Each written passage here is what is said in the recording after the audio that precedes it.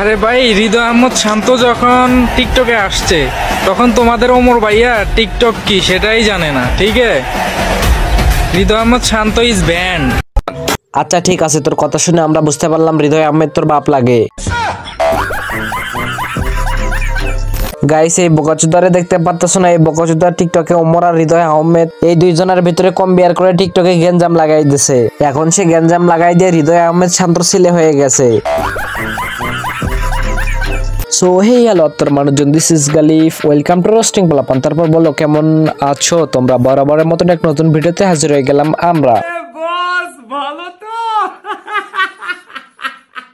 দেখেন, ওমরান ফায়ারের জায়গা থেকে বেস্ট, হৃদয় আহমেদের জায়গা থেকে সে বেস্ট।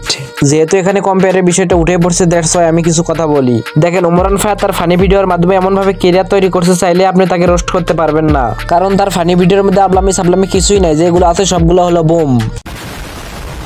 আপনি মানেন বা না মানেন, Omran fire only one piece. আর অন্যদিকে হৃদয় আহমেদ শান্ত, সে আগে মেয়ে নিয়ে ভিডিও বানাইতো, যা এক প্রকার লুচ্চামি বললেই চলে। সেই হৃদয় নাকি এখন ব্র্যান্ড, সেটা দাবি করতেছে এক ভণ্ড টিকটকার। হৃদয় আহমদ শান্ত, যে কিনা একটা মেয়ের জন্য নিজের ইউটিউব ক্যারিয়ার ছেড়ে প্রবাসে চলে গেছেন, তার সাথে কোনো ওমরান ফায়ারের কোনো তুলনা হয় না। Hridoy is band.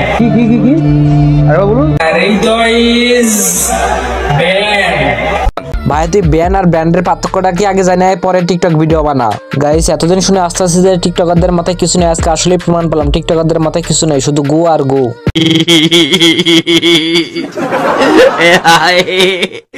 এদের ভিডিও বানানোর মূল কারণ হলো ভিউ। ওমরকে নিয়ে ভিডিও বানাইলে ভিউ আর ভিউ। ঠিক বলেছো।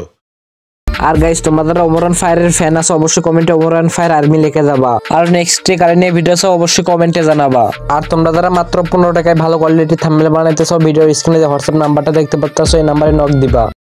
সো আজকে এই ছিল ছোটখাটো ভিডিওটা ভালো লাগলে লাইক কমেন্ট সাবস্ক্রাইব অবশ্যই করবা। আজকের জন্য টেক কেয়ার, বাই বাই, আল্লাহ হাফেজ।